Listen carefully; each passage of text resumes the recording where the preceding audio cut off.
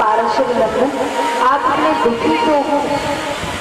ताकि महाराज कई ग्रंथ लिख दिए पर मेरे चित्त को मेरे मन को शांति नहीं मिलती। कहा कि आप भागवत जैसे ग्रंथ को लिखो ना तो आपके मन को शांति मिलती। नारद जी ने भी एक पूर्व जन्म की कथा सुनाई।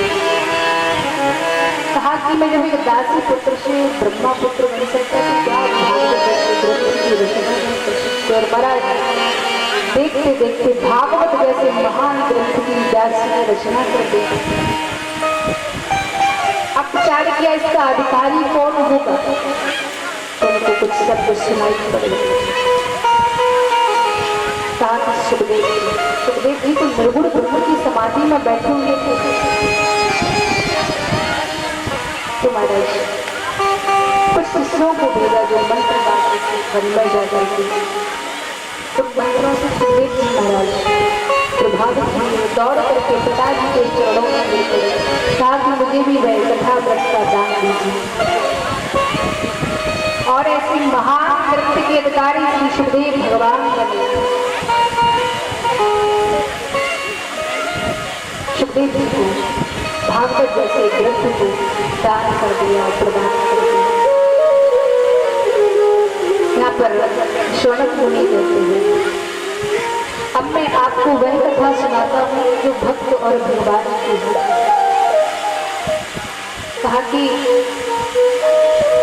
परीक्षित जी के जन्म से उदय हो गई। सूत जी महाराज कहते हैं कि हे सौनक मुनि, जब पांडव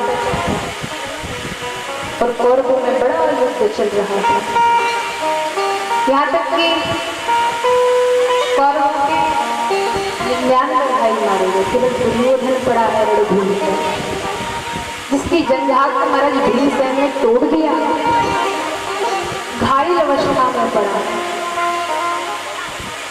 उसी समय अश्वत्थामा आता है, अरे मित्रवर आपकी ये दशा किसने की है, आपकी ये हालत किसने की। अश्वत्थामा ने जो पूछा, अश्वत्थामा ने कहा इतने बड़े वीर की आज ये करते। दुर्योधन कहता है अरे मित्रवर क्या बताना, ये दशा मेरी भीमसेन ने की है। अश्वत्थामा ने कहा तो आपका मैं ऐसा कौन सा कार्य कर दूं जिससे आप प्रसन्न हो जाए। दुर्योधन ने कहा यदि मित्रवर मेरा कुछ कार्य करना चाहते हैं तो पांडवों की 5 सर लेकर के आ जाए। अश्वत्थामा कहता बस इतनी सी बात, अभी देखो एक सड़क लाता हूँ। और महाराज अश्वत्थामा अर्धरात्रि में चल पड़ा, लेकिन जाको रात्रि साइया बार सके कोई बाल न बाका कर सके जो जग गए। इसका रक्षक मेरा गोविंद है, मेरा कन्हैया है, भला उसका कौन कौन बिगाड़ सकता है। कोई कुछ नहीं बिगाड़ता। आज हमारे कन्हैया महाराज इधर से उधर डोल रहे हैं और पांडव निश्चिंत होकर के सो रहे हैं। अर्जुन की नींद खुली। कहा कि कन्हैया आप सोए नहीं। कन्हैया बोले आप सोइए। अर्जुन बोले हमें क्या चिंता जब रक्षक आप, क्योंकि हमें चिंता उनकी नहीं, उन्हें चिंता हमारी। हमें चिंता उनकी नहीं, उन्हें चिंता हमारी है। हमारे प्राणों का रक्षक वो सुदर्शन चक्रधारी है, सुदर्शन चक्रधारी है। तो जिसका रक्षक गोविंद है, मेरा कन्हैया है, उसको भला कौन क्या बिगाड़ सकता है। आज महाराज कन्हैया ने कहा कि देखो यहाँ पर सोना आपका ठीक नहीं है। और महाराज पांडवों के जो पुत्र थे वो वही सोचते रहे, पांडवों को उठा करके दूसरे शिविर में ले गए। अश्वत्थामा आता है जहाँ पर पांडवों के बालक जो कि देखने में बिल्कुल पांडवों की तरह लगते थे। अश्वत्थामा आया और तलवार निकाल करके महाराज 5 के सर धड़ कर दिया। तो 5 के सर को ले गया दुर्योधन के पास। प्रातः काल होते हैं कहा कि देखो मित्रवर आपका कार्य मैंने कर दिया। दुर्योधन को एक बार तो बड़ा आश्चर्य हुआ, मेरे भाई मारे गए इतने बड़े बड़े वीर समाप्त हुए, पांडवों का काल बाधा न कर सके, तो अश्वत्थामा बाकी के सर कैसे ला सकता है? कहा कि ठीक है कि मित्रवर आपने मेरा कार्य पूरा कर ही दिया, तो थोड़ा मुझे भीम का सर दे दो। भीम के पुत्र का सर दिया। दुर्योधन ने देखा, आंखों से आंसू आ, तुरंत पैसा लिया। कहा कि अरे अश्वत्थामा, तूने तो मेरे वंश को निर्वंश कर दिया, कोई जंग देने वाला भी नहीं बचा। ये पांडव नहीं, ये तो पांडवों के पुत्र हैं, इनसे क्या बिगाड़ा था? आज दुर्योधन ज्यादा शोक में डूब गया अपने प्राणों को जीते। और जैसे ही द्रौपदी जाती है, शिविर में देखा ये धड़ तो पड़े ही बालकों के पर सरका तो पड़े। जोर जोर में द्रौपदी रोती है। अर्जुन ने देखा, कहा कि कल्याणी आप क्यों रोती हो? जिसने भी तुम्हारे बालकों को मारा है मैं उसे छोड़ूंगा। हमारा पर सवाल हुए, अश्वत्थामा को पकड़ करके उसे घसीटते हुए शिविर में लाए, रस्सी से बांध करके पशु की तरह अपमानित करके, और कहा कि हे कल्याणी देखो आपके पुत्रों का शत्रु ये खड़ा है सामने। द्रौपदी ने देखा, आंखों से आंसू आ गए और दौड़ पड़ी। द्रौपदी कहती है, मुच्चता में से ब्राह्मणों निकराम और रस्सियों को खोलने लगे, छोड़ने लगे। अरे नहीं, छोड़ दो। द्रौपदी कहती है, गुरु पुत्र है, क्या भूल गए गुरु के एहसानों को? शिक्षा इन्होंने अपने पुत्र को नहीं दी जो आपको दी है। भीम ने कहा कि द्रौपदी तुम्हें दया आती है इस दुष्ट पर? द्रौपदी कहती, दया मुझे इस पर नहीं आती, इसकी माँ पर आती है। जैसे आज मैं रो रही हूँ, क्या इसकी माँ भी रोएगी? मैं नहीं चाहती हूँ इसकी माँ को इसे छोड़ दीजिए। अर्जुन के अंदर जो है ना गीता का ज्ञान अच्छी तरह से भरा हुआ है। कहा कि कन्हैया आप ही बताइए क्या किया जाए, सभी धर्म संकट कर रहे। कन्हैया बोले, बालक का हत्यारा कोई भी उसे छोड़ना नहीं चाहिए, ब्राह्मण कैसा भी उसे मारना नहीं चाहिए। भीमसेन ने कहा होगा, आप वैसे यदि दो चार न्यायाधीश हो रहे हैं तो सब धर्म हो जाए। लेकिन अर्जुन समझ गए, अर्जुन ने तलवार को निकाला और अश्वत्थामा के मस्तक के मड़े को निकाला, आधी दाढ़ी मुख सर के बाल निकाल करके धक्का दे करके अपमानित करके निकाल दिया। अश्वत्थामा ने संकल्प लिया, यदि मैंने पांडवों के बंधन को निर्वंश नहीं किया तो मेरा नाम अश्वत्थामा है।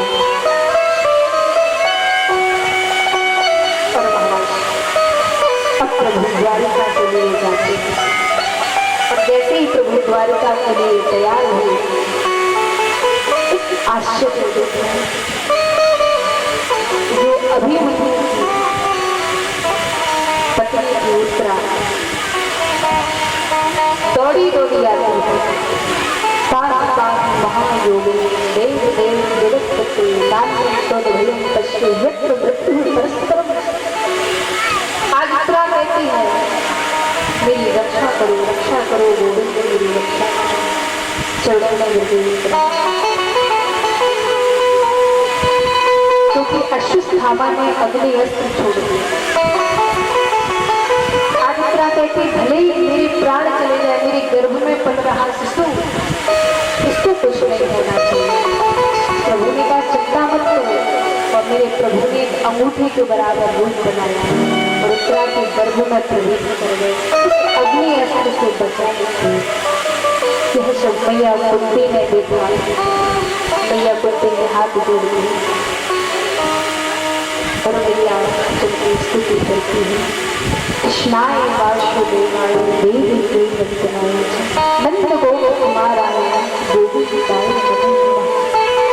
आज मैया हाथ जोड़ करके कहती है, उनकी बुआ ने कहा कि हे नंद गोपुरी लाडले लाल हे गोविंद, आज मैंने आपको पहचान लिया। कितनी बार आपकी कृपाओं को मैं गिनाऊं, तनिया बोले बुआ बुआ आज क्या हो गया? हाँ, मैंने ऐसा कौन सा काम कर दिया जो मेरी कृपाएं गिनाई जा रही हैं? मैंने तो ऐसा कुछ भी नहीं किया। कुट्टी मैया ने कहा ये बुआ बुआ कह करके माया का पर्दा लगा है। हाँ, मैं जान गई हूँ आप अखिल ब्रह्मांड नायक है, आप अखिल पति है। और हे प्रभु, मैं क्या कृपाओं को गिनाऊं? मेरी बहू द्रौपदी की रक्षा आपने की, या तक कि विषपान करने से मेरे बच्चों को आपने बचाया, लाछा अग्नि में जलने से आपने बचाया, और अभी अभी मित्रा के गर्भ की रक्षा की। हे गोविंद, आपकी कृपाओं को मैं जहाँ तक गिनाऊं तो जब भरी सभा में द्रौपदी को दुर्वस्त्र किया जा रहा था तब आपने रक्षा की। द्रौपदी को लगा कि शायद मेरी रक्षा मेरे पति करेंगे जो बड़े बलवान है, बड़े ताकतवर है। लेकिन जब अंत में लगा कि वो कोई नहीं है तो दोनों हाथ उठा के हे प्रभु अब तुम मेरी रक्षा कर। तो मेरे प्रभु ने साड़ी का ही रूप धारण कर लिया। जब भक्त दोनों हाथ उठा देता है ना तो मेरे प्रभु उसकी बाहें पकड़ लेते हैं, उसके हाथ को पकड़ लेते हैं। दुनिया के लोग तो झूठे वादे कर सकते हैं, लेकिन वो परम पिता परमात्मा हमेशा साथ देते हैं। आपके पास रुपया पैसा होगा तो यही संसारी कहेंगे चिंता मत करना, हम हैं, जब जितनी जरूरत पड़ेगी हम दे देंगे। और जिसके पास नहीं है तभी उसके पास जाकर के कहा, ये महाराज संसार की नीति है।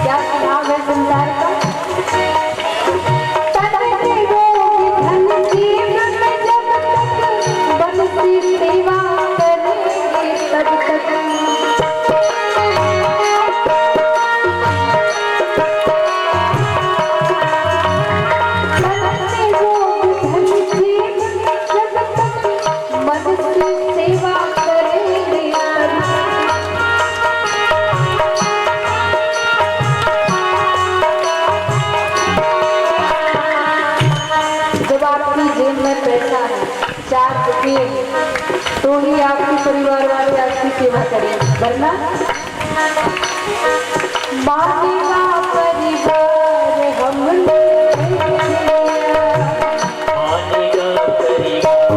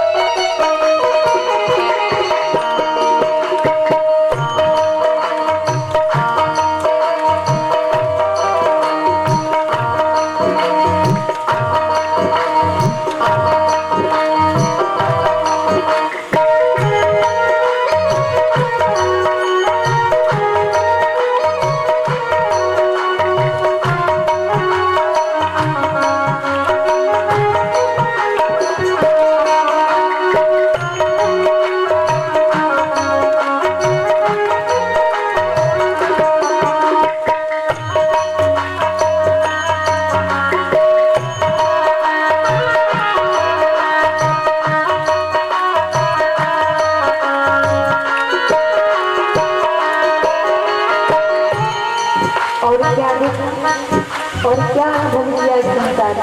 शायद मेरी इतनी उम्र में शायद मैंने देखा हो या नहीं, लेकिन हमारे जो बूढ़े बुजुर्ग दादाजी बैठे उनको पता होगा, उन्हें शायद अच्छी तरह से पता होगा कि संसार की रीति रिवाज क्या, कैसे रिश्ता निभाते हैं। जिसका विस्तार किया है उसने हमें मिला दिया है, उसने हमें निराश किया है। जिसका विस्तार किया है उसने हमें निराश किया है।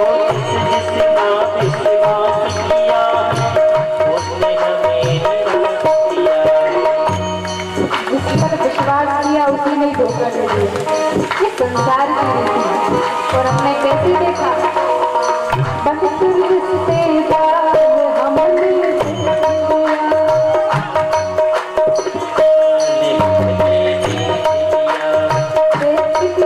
संसार हमने देख लिया।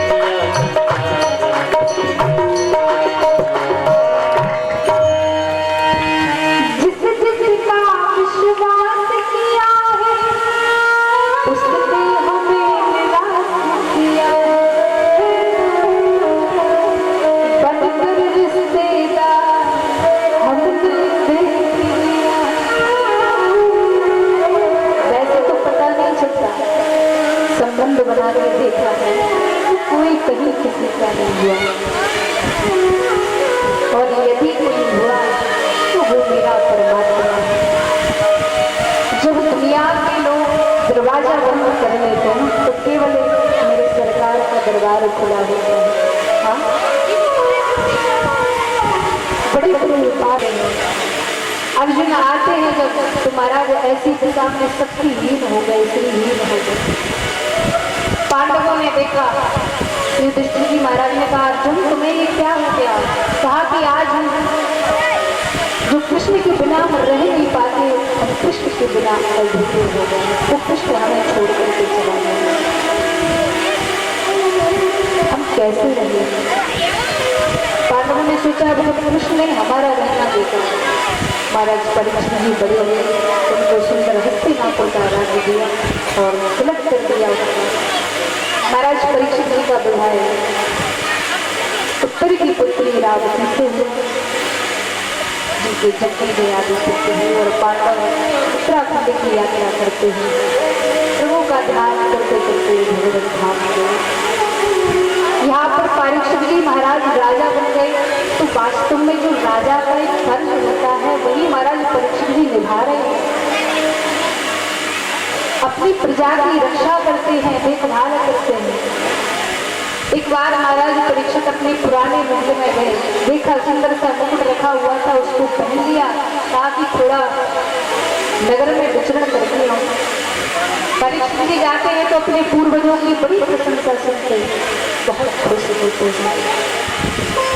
आगे बढ़े तो देखा एक बैल खड़ा हुआ है, उसके 3 पैर नहीं 1 पैर से खड़ा।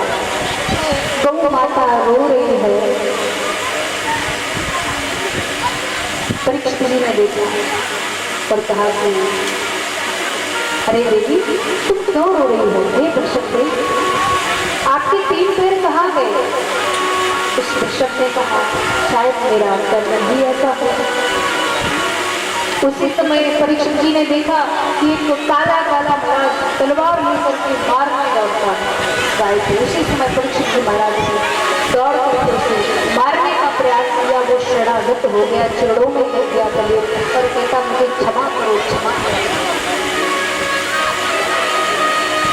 महाराज परीक्षित जी ने कहा अरे दुष्ट तू कौन है? वह कहता मैं कलिकाल हूं। कहा मेरे राज्य से निकल जाओ। कलयुग कहता मैं कहाँ जाऊं? महाराज आप मुझे कुछ स्थान दे दीजिए। परीक्षित जी ने कहा दीपम बामा वस्त्रिया, कहा कि जाओ जहाँ पर मांस मदिरा पान होता हो, कुसुम हो, हिंसा होती हो, वहां तुम्हारा वास हो।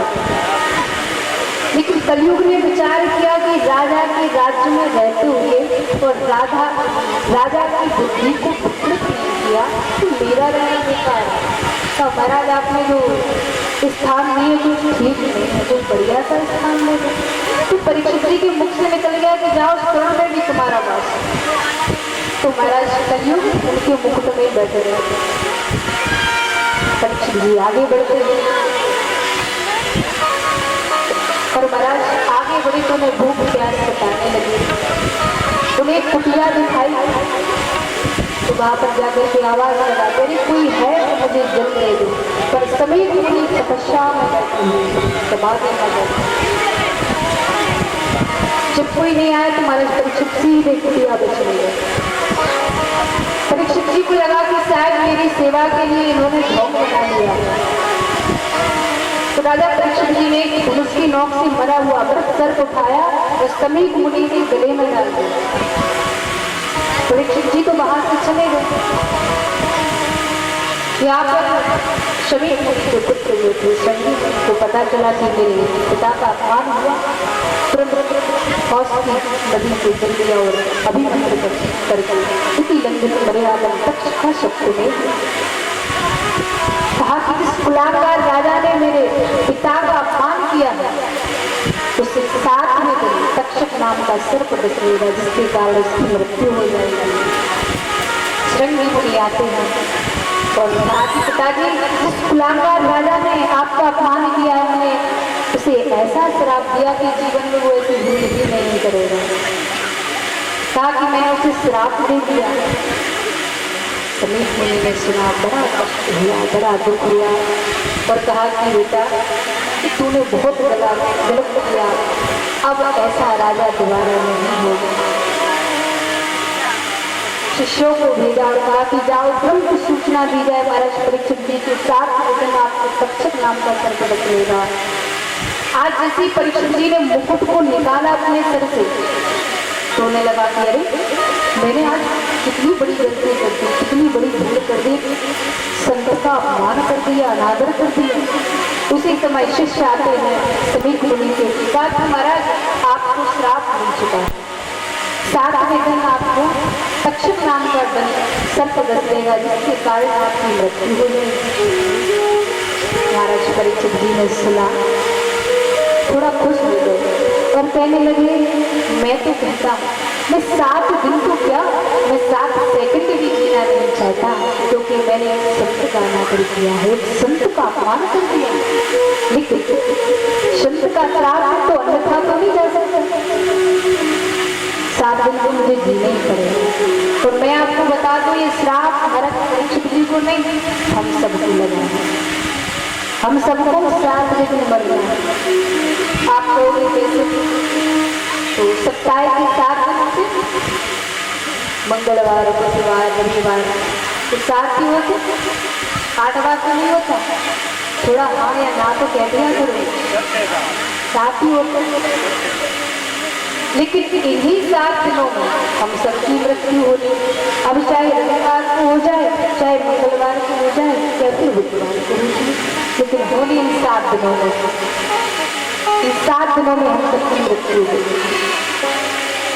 महाराज परीक्षित जी ने सुना, तुरंत महाराज अपने घर को त्यागा और अपने पुत्र जन्मेजय को राज्य तिलक किया। जन्मेजय ने पूछ लिया कि पिताजी कहाँ जा रहे हो? परीक्षित जी ने कहा कि बहुत समय बीत गया है, अब थोड़ा भगवान का भजन करें। लेकिन धन्य है महाराज परीक्षित, उन्होंने ऐसा नहीं कहा कि मुझे श्राप मिला। आजकल के पिता होते और यदि पुत्र पूछ लेता कि पिताजी कहाँ जा रहे हैं, बोले कहाँ जा रहे हैं, मरने ही तो जा रहे हैं, ऐसा बोलते। लेकिन धन्य है परीक्षित जी। कहा कि बहुत समय संसार में व्यतीत हो गया, थोड़ा जाकर कि मैं भजन कर लूं। आज परीक्षित जी ने एक क्षण में सब कुछ त्याग दिया। जिसके पास कुछ नहीं बचता वो तो वैसे ही त्यागी है। हाँ? जो अपने महाराज आलीशान मकान महलों को त्यागी तो वो देता है। हाँ? आज परीक्षित जी ने एक सेकंड में त्यागा तो तुरंत गंगा के तट पर पहुंच गए। उपाय पूछा, जल्दी मरने वालों को क्या करना चाहिए? कोई बताता है कि जल में प्राणायाम करो, व्यायाम करो, ध्यान करो, सबने अलग अलग ध्यान बताए। लेकिन उसी समय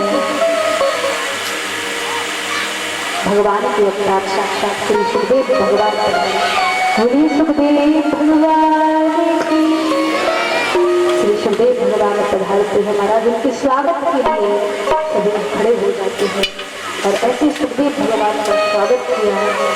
अवधूत बेटा महाराज बड़ा अतिथ्य स्वरूप है। सुखदेव भगवान आए, महाराज परीक्षित जी ने दंडवत प्रणाम किया, उनके चरणों को धुला, उनके चरणों का प्रक्षालन किया और कहा कि आज मैं राजा धन्य हो गया। परीक्षित जी कहते हैं ये श्राप नहीं, ये मुझे श्राप नहीं मिला, ये तो बहुत बड़ा वरदान मिल गया।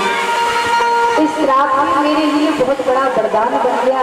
यदि मुझे श्राप नहीं मिला होता तो आप जैसे संतों का दर्शन कैसे होता? ये मुझे श्राप नहीं, बहुत बड़ा वरदान मिला। आज सुखदेव भगवान के चरणों में प्रणाम किया, वंदन किया और कहा कि हे गुरुदेव, मुझे कृपा करके बताइए जल्दी मरने वाले को क्या करना चाहिए? सुखदेव भगवान ने बड़ी प्रसन्नता के साथ कहा कि हे राजन, अब आपको चिंता करने की आवश्यकता नहीं है। यदि जीवन में कोई गुरु अच्छा मिल जाए ना तो फिर पूछो ही मत कि कहानी क्या है। महाराज गुरु ही कई प्रकार के होते हैं। इसमें एक बड़ी सुंदर बात कही कि गली गली में गुरु फिरे के लिए तैयार हुआ।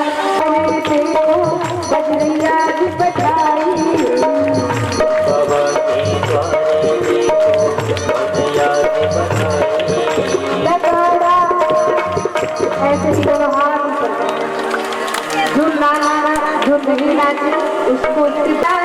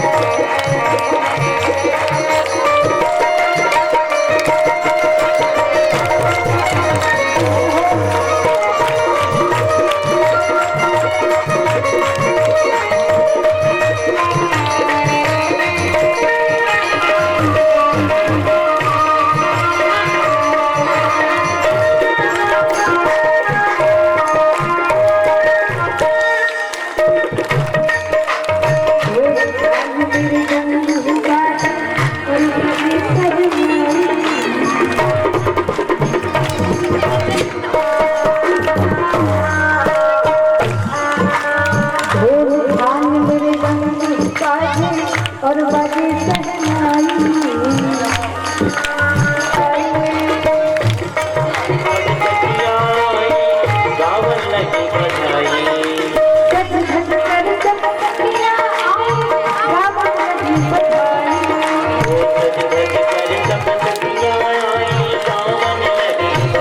और क्या कहती है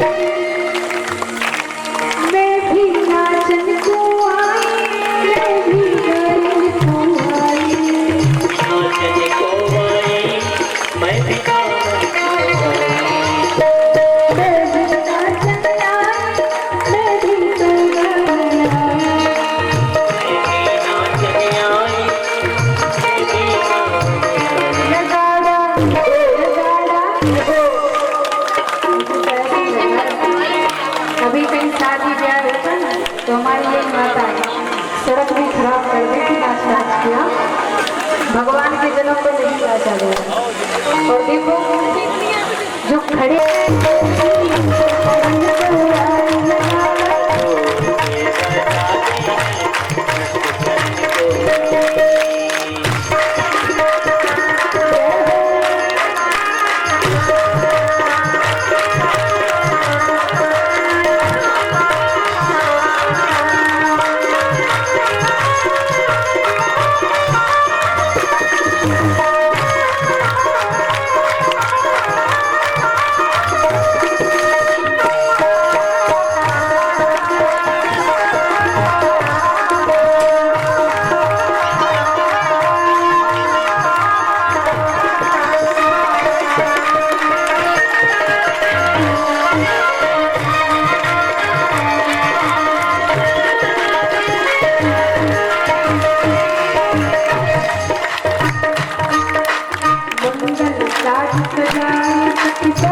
मैया की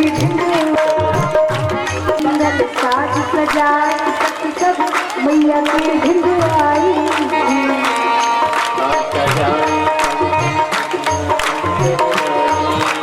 झुक झुक जी बेटी हमारी झुक झुक जी बेटी